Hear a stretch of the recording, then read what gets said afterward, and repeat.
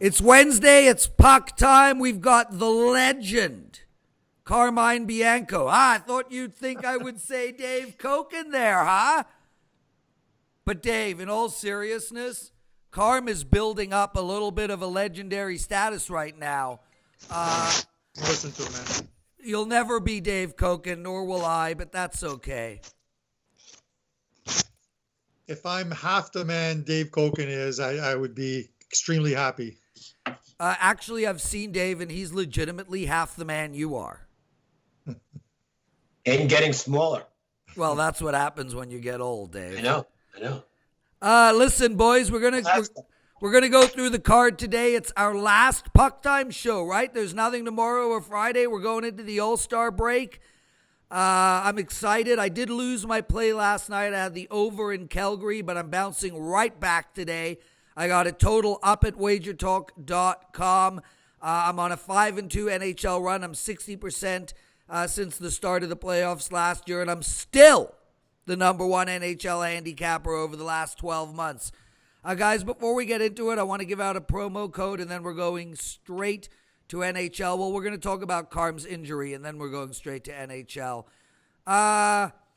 Listeners, 50%, 50% off of mine, Carmine, Dave, Alex, Andrew, any of our plays. Head over to sportsmemo.com for Alex and Andrew.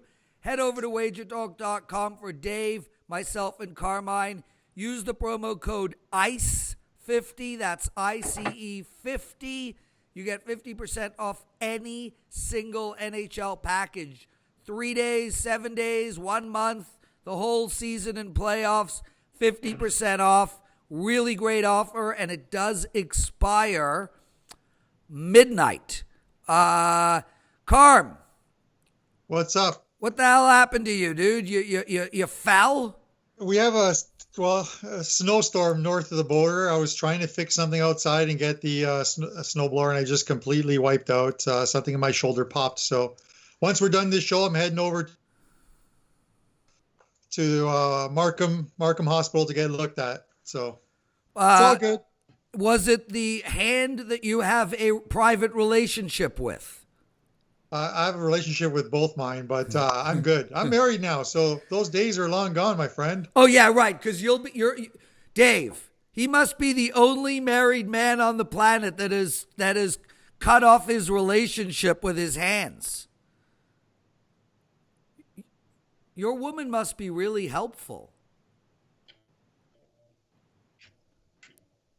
You got nothing, Carm? No, you actually froze up there for about a good 15, 20 seconds, and Dave and I are just looking at each other like, what the hell's going on? Serious. You understand, that AOL dial-up doesn't work real well sometimes. Okay, fair enough. Anyway, what I was saying is you must be the only married man in the world who has stopped a relationship with his hands. I'm guessing you're probably only a week into your marriage.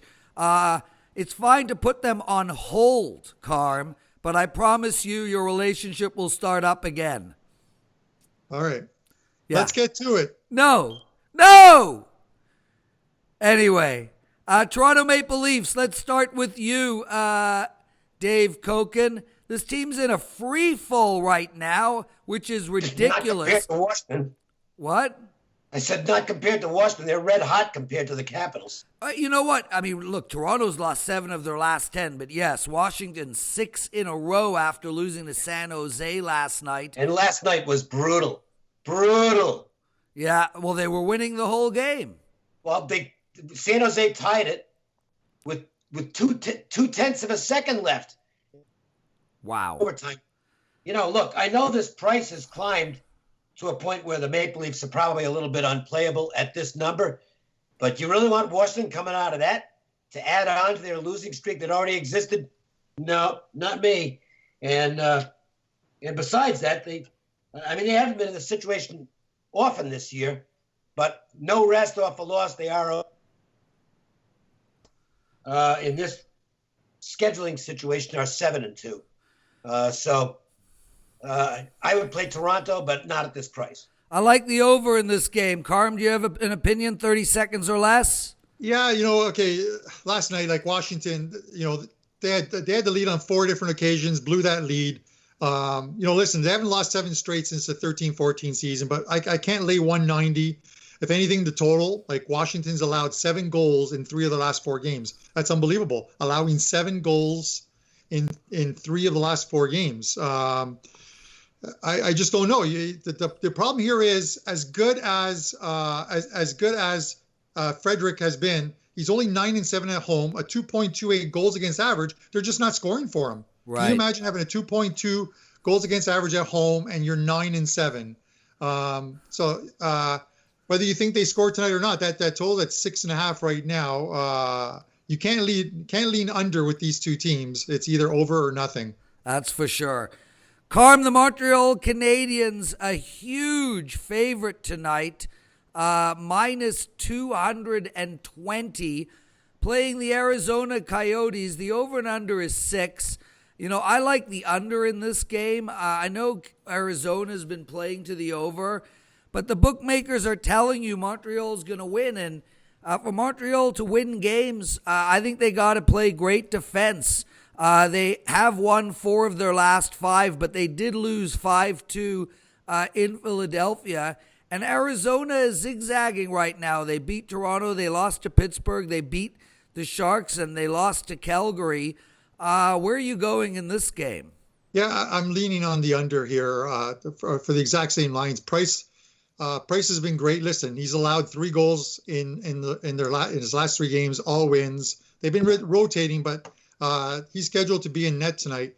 The one thing I don't understand with Arizona is Comfort has been great this month. He's like 6-0-2.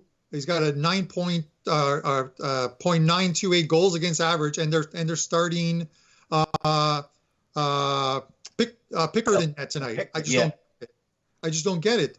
They've gotten back into it. I mean, they've gone 6-1-2 their last 9. Arizona picked up points in 8 of 9 games.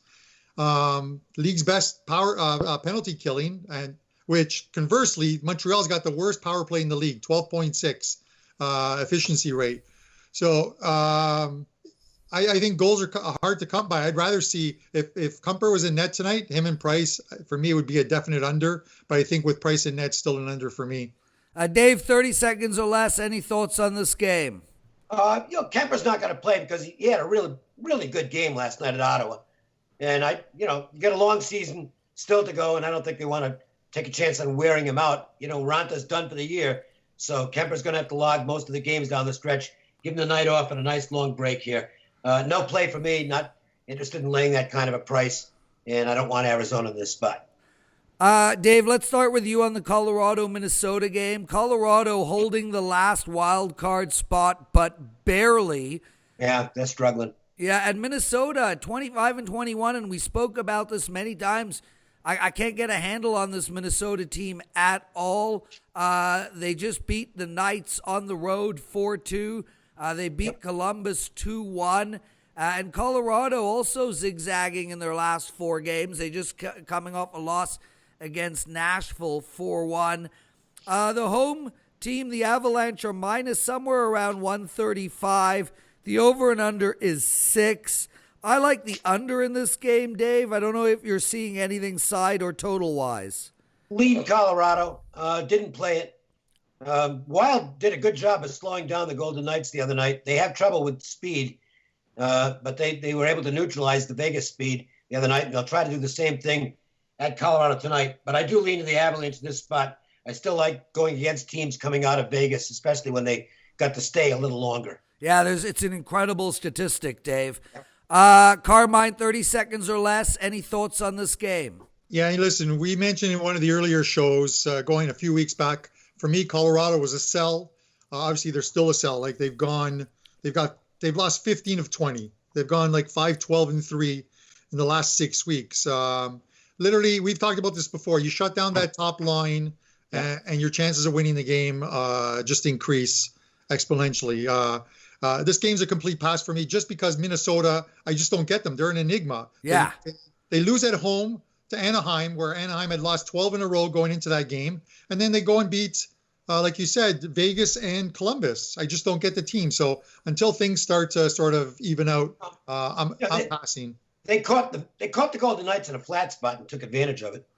Yeah. It happens. Carm, I've been saying it all year with Minnesota. I mean, they remind me of Columbus. I just can't get a handle on them. Speaking of the Vegas Knights, Carm, we'll start with you on this one. 70% of the general public are on the Knights tonight. They're minus 140, and they're hosting Nashville, one of the best teams in the league. Nashville just beat Colorado. This is their second game on the road. But they do get a feisty Vegas team coming off a loss. And, Carm, it's been a long time since Vegas has lost 2 in a row. I actually like the favorite here. I like the Vegas Knights. The over and under is 5.5. I'm going to lay off this total, but I do like the Knights in this spot.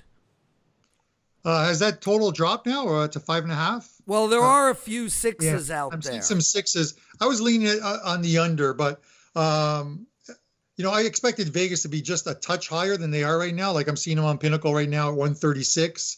Coming off that loss, like you said, they rarely lose back-to-back games at home. They've done it twice this year. A couple 4-3 OT losses, and then earlier in the season, a couple 2-1 losses, I believe, one of them being to like Tampa. But I think we see a different team tonight. But I'm not sure. The Preds, again, another team who, when they hit the road, you just don't know which Preds team is going to show up. They lost 10 in a row at one point. Short-handed during that stretch. Yeah. And you know what I mean? Like, look, Forsberg was out, and Subban was out. They had a couple other guys banged up. So, it's got to trend back in that other direction, and they've got to get wins against teams like Vegas in Vegas. But Rene had a good game. They haven't named starters yet. He stopped like 35 of 36 in Colorado, but he had allowed like 14 goals in his 3 previous games combined. So maybe he's trending upwards, and if we're Fleury in net tonight, maybe we see another defensive game. That game against Minnesota, I had the under in that game. So did I. Total was 6, and literally Minnesota scored with about 11 seconds left. Those things happen. Sometimes they go for you, sometimes they go against you. We came out with a push when it should have been a win.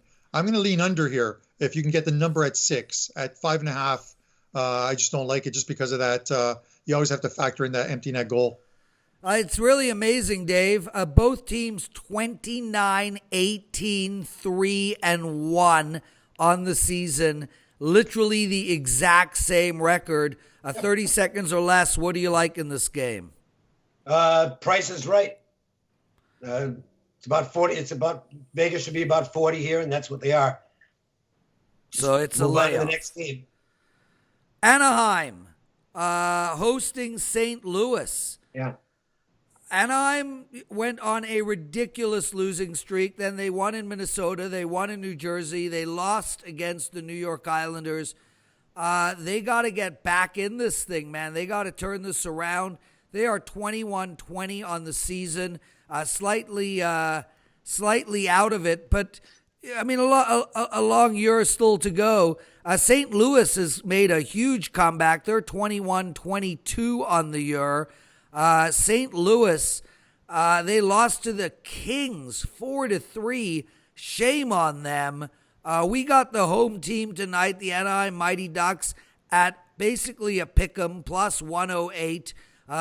St. Louis at minus 120. The over and under 5.5. Dave, I'm telling you right now, there is no chance I'm taking St. Louis as a favorite on the road against a hungry hockey team.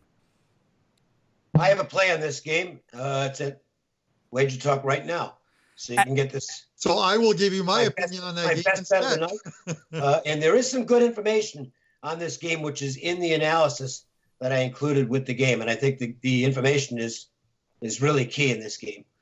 Excellent. Head over to WagerTalk.com and get Dave's play on this game. Carmine, what do you think? Yeah, listen. The Blues get a couple guys back tonight. They activated both Sanford and Bozak off of the IR, sent a couple guys back down to San Antonio Rampage. So Where they slot into the lineup tonight is we're unsure, but you'll see them back. Thomas isn't back. I don't think he's back yet. He had a shoulder injury. The other two guys had concussions. He's with the team. He's a maybe right now. Yeah. So, you may see him back. I can't take a Ducks team that they're 30th in scoring, and as of Monday, Silverberg, Kessler, and Case, neither one of those guys practiced on Monday. So a team that can't score, losing three guys who can score, it just makes it a little tougher. The under's 5.5, 130, minus 130, and that's where it should be because they don't expect much scoring here. I would actually lean to the under here. Dave, let's talk about the Vancouver Canucks. 23-21 on the season. In the playoff hunt right now, playing Carolina, hosting them 23-20 on the season. 71% of the general public are playing Vancouver tonight. They're a super short favorite at minus 118, give or take. The road team, Carolina, around minus 105. Over and under is 5.5, almost across the board, but there are a couple of sixes. Carolina just beat Edmonton 7-4. They lost 2 games prior to that. And Vancouver has won their last 2, albeit... Carolina lost last night. Why is this not updating? I don't know. They lost in OT 3-2. Calgary beat them in overtime last night. I know. I was on the game. I took the over. I like Vancouver, bottom line. Dave, what do you think? I think it's such a big lift when Pettersson came back and immediately scored a goal against Detroit. They then fell behind in that game, but came back in the third period and won it 3-2. The Canucks are a confident team right now. They can no longer be looked upon as just this fluky little story in the Pacific Northwest. Their best days are ahead of them, but they don't know that. They think they can make the playoffs now. And they're catching Carolina coming off a tough game last night, an overtime loss. So the scheduling factor does favor Vancouver here, but all that did was basically get me out of the game because if Carolina had an easier decision last night, one way or the other, if they'd have gotten stomped 7-2 or something, I'd have probably come back with them here. But it was a tough, hard-fought game. I'm not sure what's left in the tank, and vacation's coming, so this is a good stay away for me. Carm, any thoughts? Yeah, same thing. Dave mentioned Elias Pettersson. That kid's a really good rookie. 23 goals, 21 assists. He leads all rookies, and he inspired the team. He came back and they got the win. I'm similar to you in the sense of, listen, as long as Carolina is not in vacation mode going into tonight, I think they win. They've got a nice physical team, and it's the type of team that a team like the Canucks struggle against. So, you're getting some plus money on them, plus 102. It's Canes or nothing for me. But again, it would be a small play. He's Carmine. I'm the Prez, the old man with the Sunnies. Dave Cokin, a legend and mentor to all of us. Really quick, everyone, head over to WagerTalk.com. Get 50% off of any of our hockey packages. Use the promo code ICE50. Carm, speaking of ice, get some on your shoulder, your elbow, your wrist. One last thing. Listen, in all sports, when we hate the way an offensive coordinator or anyone is doing, we're like, fire this guy at halftime. I love the fact that in Edmonton last night, Bob Nicholson fired Chiarelli after the second period. Yep. I think that's fantastic. Is that wild? Never see that. Well, me and Alex actually spoke about Peter Chiarelli yesterday or the day before. We basically called him the worst general manager since Garth Snow, and maybe the worst general manager since Garth Snow in history. I mean, the guy literally dismantled Edmonton, and he stunk it up for Boston. Listen, they've replaced one bad GM with a future bad GM. Putting Keith Gretzky there is a terrible mistake. This is a guy who in Boston used their first-round pick to pick up Trent Frederic, who he said at the time he's not a top 2 line guy. We're drafting him. They literally drafted him to play the third or fourth line. When you say we're drafting a guy who's not a top 2 line guy, what are you doing with the first-round pick? I don't know. But Keith Gretzky, what a life living in the shadow of the great one. I can tell you all about Nice that. shadow. Hey, my brother's shadow is just as big. I've lived under it as well, Dave. Guys, thanks so much. We'll see you Monday, everyone. No more puck time until Monday. I love you all. Thanks for the great comments, except for one of you idiots. They're like, oh, we want the ice guys back. Bring back Ian, blah, blah. Go find Ian yourself and bring him back, you schmo. Anyway, love you all. Carm, please take care of that arm of yours and let me know. Text me what the doctor says. Be good, everybody. Good luck, guys. See you.